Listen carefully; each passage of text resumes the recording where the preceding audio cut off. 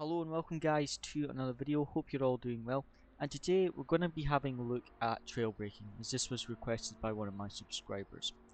So we're going to be having a look at what it is, how to use it, and why it's so much better than just slamming the brake pedal on and off. So let's jump straight into it after the intro.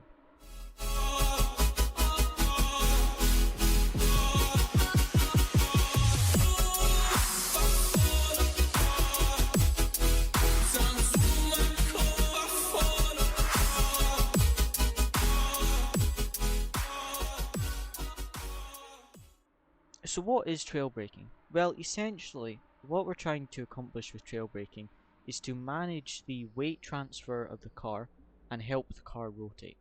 So when we're trail braking, what you want to do is, as you approach a corner, you slam on the brake pedal when you hit the braking marker, and then as you approach your turn-in point, you slowly release the pedal.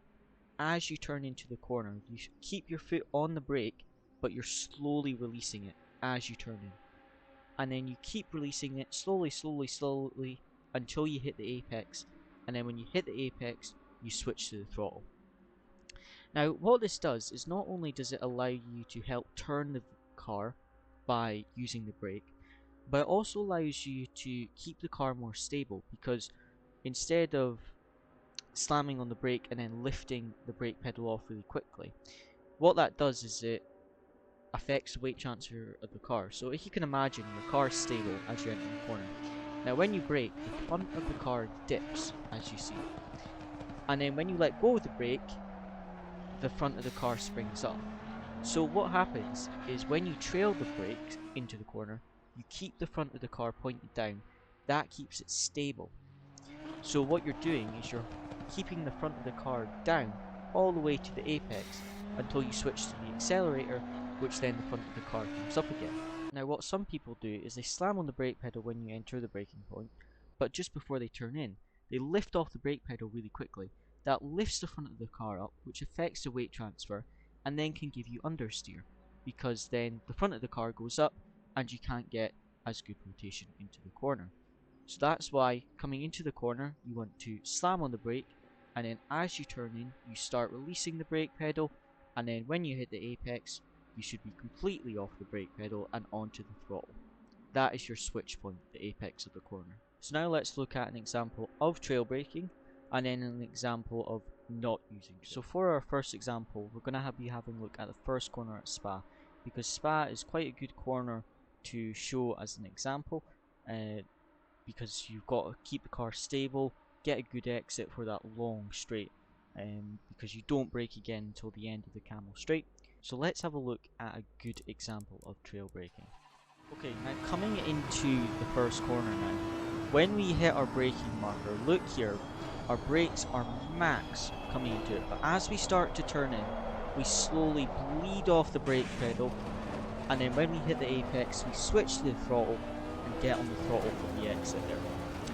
Now what that allows us to do is, it allows us to keep the car stable. It allows us to brake later, because we're braking up to the apex, whereas if you only brake in a straight line then turn in, you're going to have to brake earlier to be at the same speed at the apex of the corner. So if you brake at the 100-meter board in a straight line, and then as soon as you turn in, let go of the braking board, you're going to miss the apex, compared to braking at the 100-meter board and then trailing your brakes up to the apex. You're going to be able to hit the apex and slow the car down a lot more than someone that just lets go of the brake before they turn in. So that is why it's such a good thing to master, because you lose so much time if you're not using trail braking effectively. So now let's have a look at an example of not trail braking.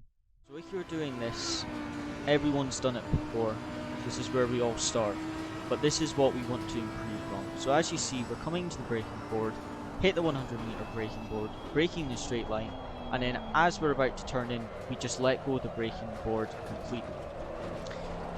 Now what that does is, not only does it make the car more unstable because we don't have good weight transfer, it also means that I had to turn a lot more to hit the apex, even though I braked at the same point. And it also makes the car a lot more unstable, which also compromises our exit speed as well, because we're having to put more correction into the car on the exit.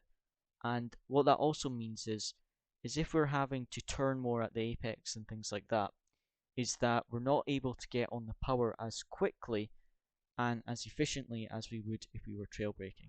Now, trail braking is something that is hard to master. It took me a while to be able to nail trail braking, and I'm still working on it. But one thing I will say is that it is hard on a cheap pedal set.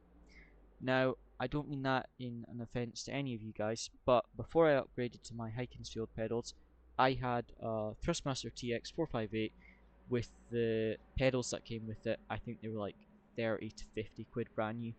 Super cheap pedals, hardly any resistance on them. I could push them with my pinky. They were like no resistance whatsoever.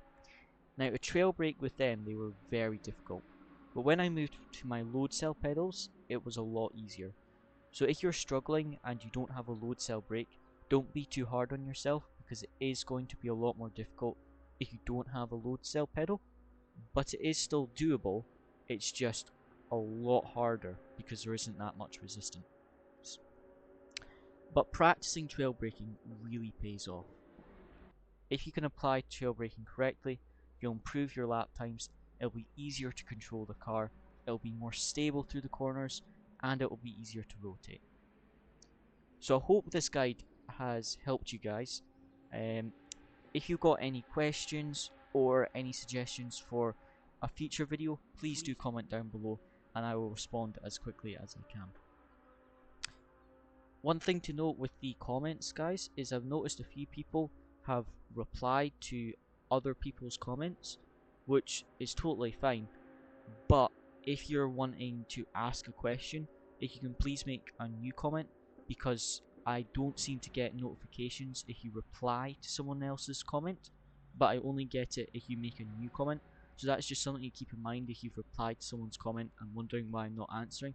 It's just because I don't get the notifications, and I've got coming up to 200 videos now, so it's hard to go through and check every single comment of all my videos. So that's just one thing to keep in mind.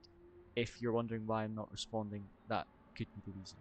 But as always, guys, thank you so much for watching the video. I hope you enjoyed, and I'll see you again next time.